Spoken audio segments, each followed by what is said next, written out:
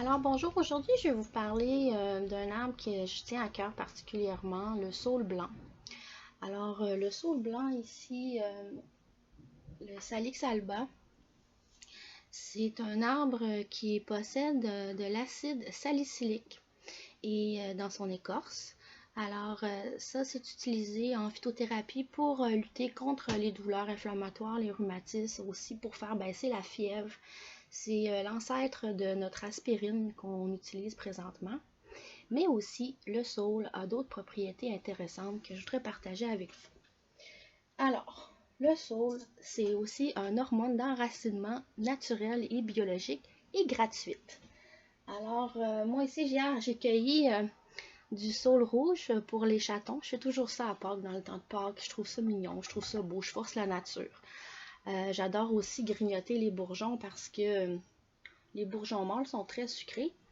Et puis aussi, dans les bourgeons, on retrouve toute la génétique de l'arbre au complet. Donc, les propriétés médicinales sont encore plus prononcées dans les bourgeons.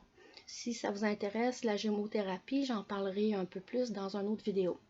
Mais aujourd'hui, ce que je veux vous parler, c'est que ce saule-là a des propriétés magiques pour l'enracinement. Et puis, pourquoi ça fait ça? C'est que cet acide acylique-là, ce qu'elle fait, c'est qu'elle empêche la coupure d'une branche de se fermer en fait, et puis elle fait que les racines puissent pousser librement. Alors moi, je m'en sers pour arroser mes semis. En ce temps-ci, j'ai commencé mes semis pour mon jardin. Et puis, donc comme ça, je l'utilise. Je garde l'eau de mon saule. Je fais tremper les branches de saule en fait. Je les coupe. N'importe quelle sorte de saule. On a beaucoup de variétés ici au Québec de différents saules. Alors moi, j'utilise souvent le saule rouge ou le saule blanc. Et puis, ce que je fais, c'est que je le coupe en petits morceaux. Je le cueille quand il commence à bourgeonner. Et puis, je le coupe en petits morceaux. Je le mets dans une chaudière avec de l'eau.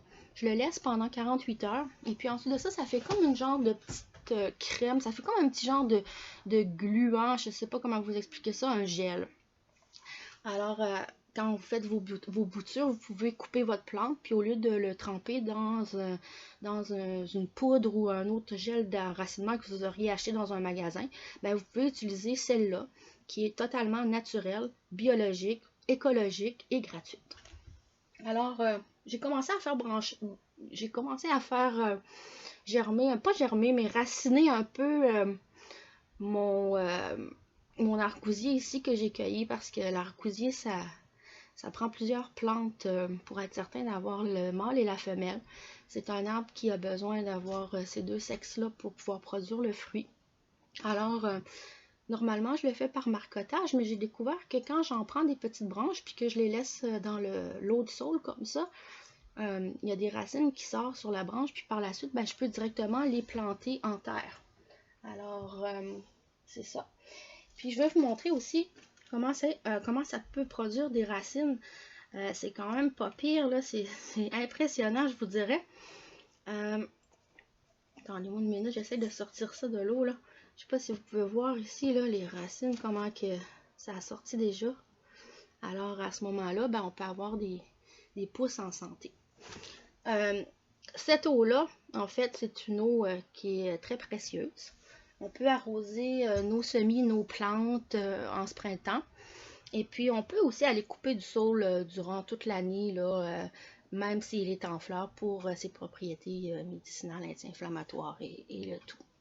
Alors, j'espère que je vous invite en fait à aller cueillir du saule.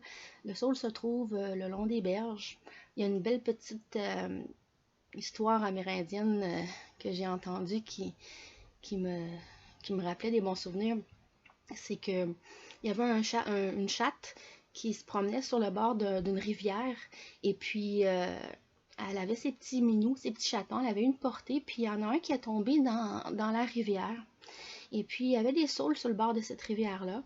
Alors, le saule s'est penché parce que le saule, c'est un arbre qui est très, très pliable et il ne casse pas.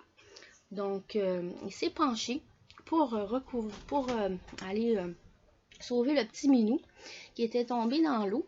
Et puis, pour le remercier le saule, la chatte qui était en fait une magicienne, a a remercié le saule en lui donnant des petits chatons à chaque printemps, des petits chatons gris doux, pour le remercier d'avoir sauvé son chaton des eaux. Alors, dans cette légende-là, on retrouve des informations qui sont pas pires aussi. On sait que le saule grandit sur le bord des ruisseaux. On sait aussi également que le saule est celui qui produit les petits chatons qu'on aime tant, qu'on trouve mignons. Et puis on sait aussi que le saule est très flexible, que c'est un arbre mou et flexible et qui est sur le bord des rives et des berges. Alors, je vous souhaite une bonne journée. J'espère que vous allez vous aussi faire vos semis pour cet été. Et puis, je vous reparle bientôt.